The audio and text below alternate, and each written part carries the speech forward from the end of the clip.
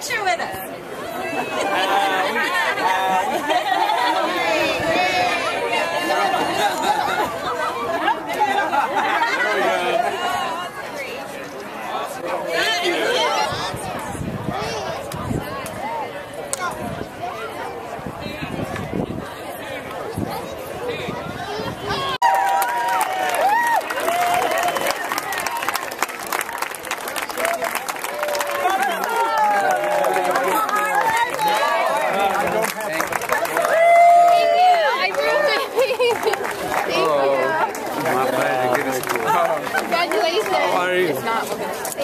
Good to see you. Thanks for coming. Appreciate it.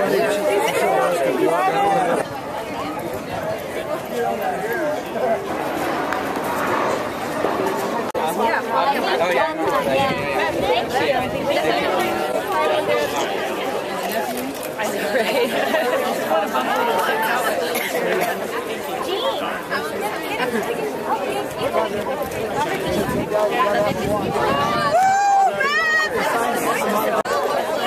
We all been falling behind. That'd be great. Thank you. Room on the side, on the back.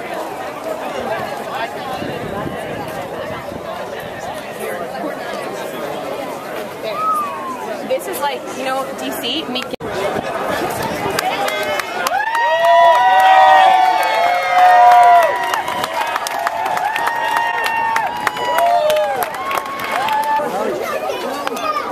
Here she comes. Come on. Yeah.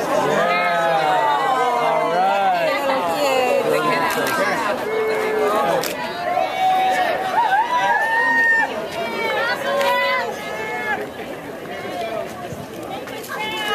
Thank you. Let's go, man. Let's do it. Oh, yeah.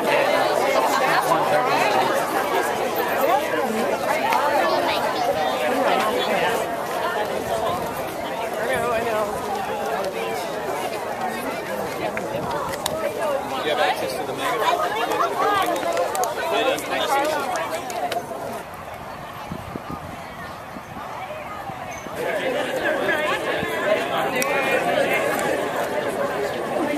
This is amazing, you know, just people who've been here through the bad and the good, you know, and the ups and downs in life, and parents are here, my students are here, and my family and teachers, and just an amazing moment for me. Thank you so much.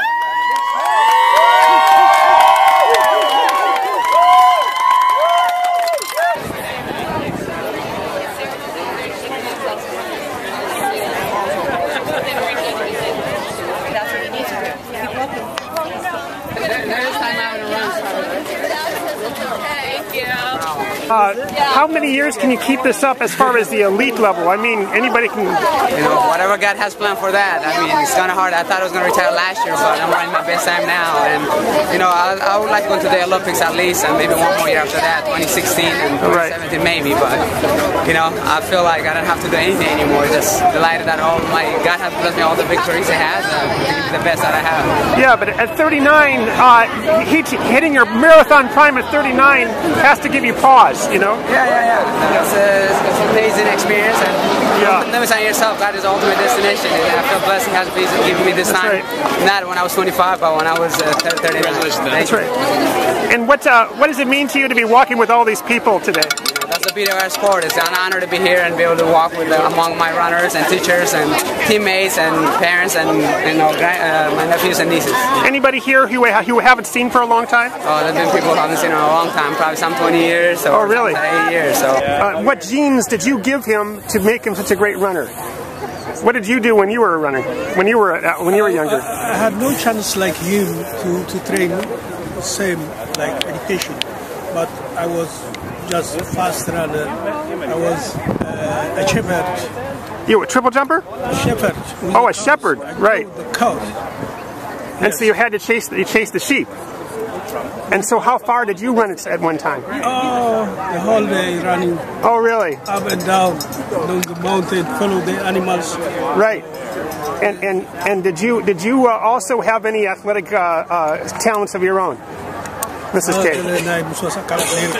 Okay. She's the daughter of the farmer, and they have farm and she go to work there to come back home. Okay. From the this hill, like very strong hill. And did you ever expect when you came here to have a son who would grow up to be world famous and on TV and winning the Boston Marathon? What crossed your mind? In our country, the most important sport is soccer, and Meb was both of them. Three brothers was players for soccer. And when we arrived in Italy, he got the ball upside down like this, and the Italian kids was calling him Pele. Oh, soccer, yeah. Yes, soccer. Yeah, good soccer Pele player. do like. Would you have preferred he be a soccer player? Yeah. But soccer player is very important in our country. Not just a marathon winner, but they were using the word hero. What does that mean to you? Everything was so smooth that it's seamless, but at the same time I know I have a very good surrounding team, and if I can make my 4,000 team 41, very nice, the team. Yeah, it's incredible to be here. My daughter and my parents out there, and some of my classmates and teachers, and some from UCLA. And running is unique. It unites you, just gives them high fives. I'm so honored to be in line-wide and also humble enough to play. For the next few minutes, we're going to have a Q&A. And what that means is you get to ask Meb questions.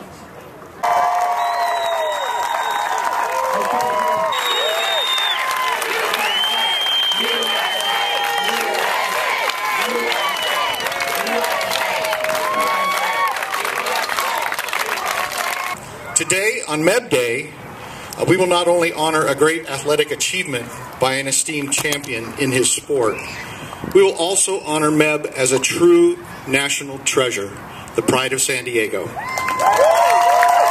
There are so many great ways to describe Meb. He's a great athlete, great father, an Olympian, and a San Diegan. And today, I believe, we are creating another great way to honor Meb, America's finest runner.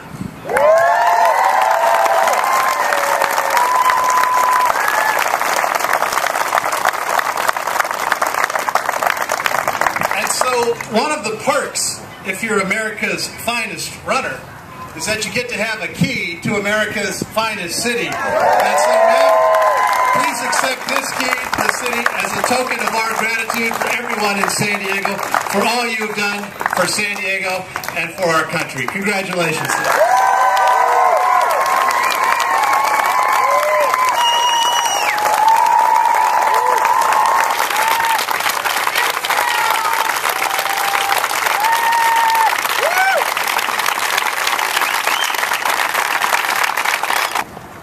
Now let me introduce Meb's longtime friend and high school classmate, council member from the 8th District, the Honorable David Alvarez. I'm thrilled to be back at San Diego High. Where are the Cavers staff and alum here? Where are you? Cavers! Thanks for coming out and supporting a wonderful alum from San Diego High School, someone who inspires us. If you haven't read Meb's book, I don't get any sales commission, you should buy it. It is a great story. It's an American story. It's a great American story. It stems from his parents, and I know how proud he is of them. From his siblings, and I know how proud he is of them. And I know how much Meb appreciates all of the people who were influential in his life. Like every great American, I think there's an inspiration that he achieved, or that he gained, from those people who were his teachers, his mentors, his coaches. And I think if you get a chance to read the book, you'll understand why that's so important to Meb. And he already answered it, and it was such a great question that was asked by the youngest member of the audience, if you didn't catch that, as to why he thinks he is where he is. and he is someone who's been committed.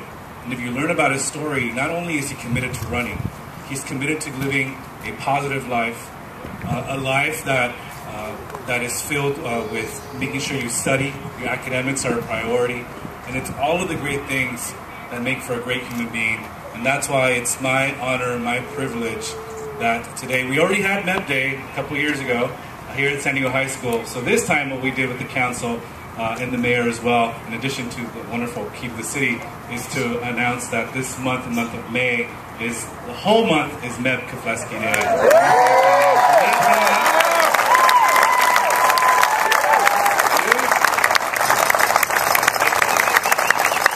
And let's hope that maybe in 2016 we'll do Meb Keflezighi year for the Olympics. Thank you, Meb.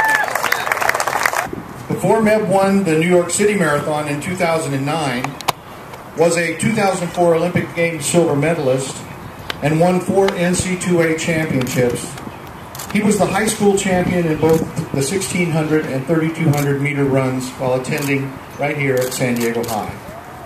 Welcome back and welcome home our friend, our champion, our treasure, our guest of honor, Meb Keflezighi.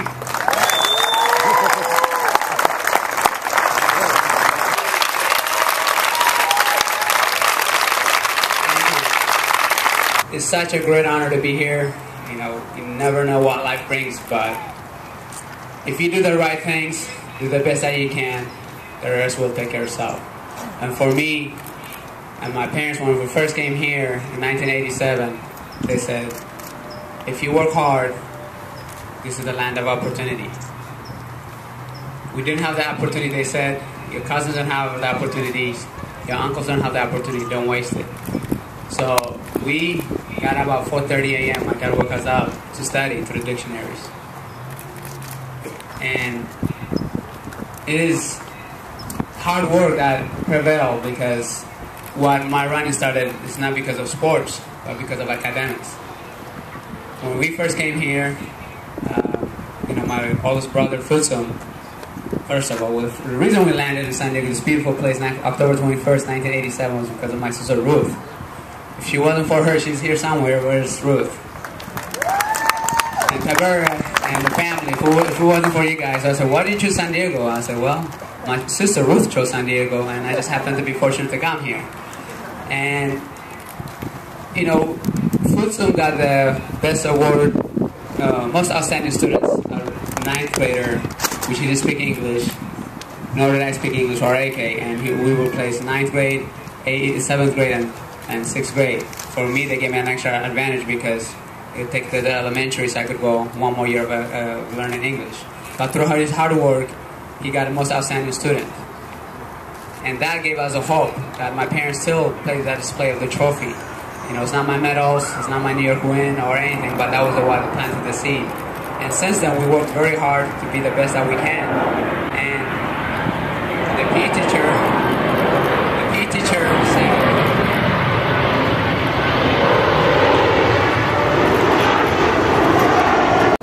the PE teacher, Duke Lord, the 7th grade, said, if you run hard to the whole class like this, if you run hard, you're going to get A or B. But if I see you go for a run, you're going to get D or F. And I don't want to disappoint my parents or anybody. I just ran as hard as I can. And we didn't have a track like this, but we had baseball field to go to the middle of the campus, around the softball field, and then finish in the middle of the campus. And to get an A, you have to run 6 minutes and 15 seconds.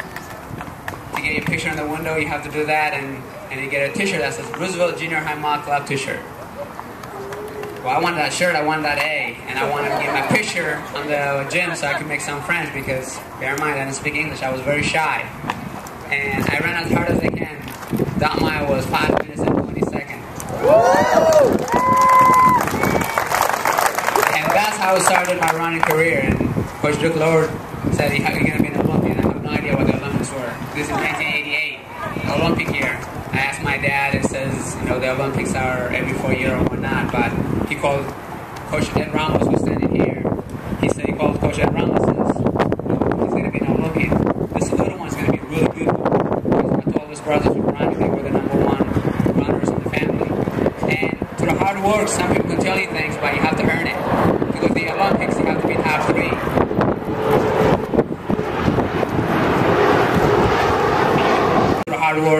giving up and perseverance, I end up being league champion, state champion, but academics was the first thing that came out of our family's hold. And they said that my classmates in my yearbook, they said, you know, you can go anywhere you want. I'm like, what do you mean you can go anywhere you want? And in fact, Harvard was the first one to call, and then Princeton, and then Stanford were interested in me. But for me, I chose UCLA because of the academics, that is worldwide and renowned, and the athletics, the combination. And there was no full scholarship here at the time, like UCSD for athletics. So I ended up at UCLA and probably met one of the best influential in my running career, Coach Bob Larson, who's also here. But running is something, but academics is the biggest thing. Parents always encourage, the key to life is academics. And Coach Larson could testify to that. I always was driven. I always was like, Meb, take a deep breath, what he usually says, because I always went to class and trying to do extra credit or trying to do the syllabus and do it ahead of time. And it's like, take a deep breath. But my teammates always looked at the study lounge before they went to my room, because that's how much academics meant to me.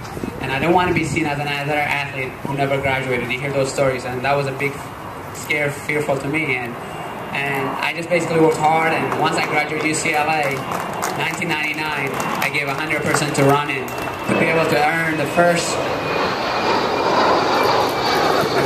maybe you can see us, you know.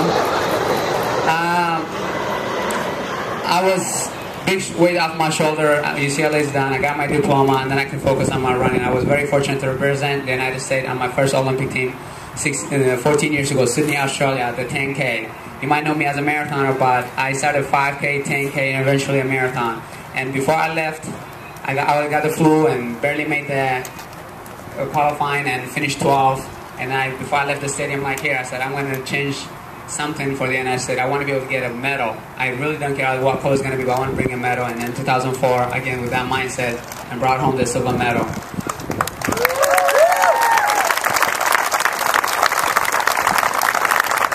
So as a human being, he said, what's next? Just like you guys asked me, one Boston and what's next? But at that time, for me personally, was I got the silver, I want to go to Beijing to get gold. And unfortunately, you don't get what you want, and you have to earn to be on the team. I finished 8th at the trials.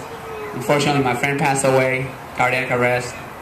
I came out with a pelvic stress fracture, so both physically, mentally, and emotionally, I was drained. But I did consider retiring at that point, and I tell my family members that I need you more than ever because I want to make that transition. But my wife, Jordanos, was also here. We prayed, you know what, you know, not be able to walk, not be able to stand, that's not a way you can run. And basically we just said, you know, let's pray about it and see what God has planned. And I never gave on that dream, because what I would do in training did not duplicate what I would qualify for the Olympics. And I just said, you know, I worked hard, I did a 1.5 year therapy.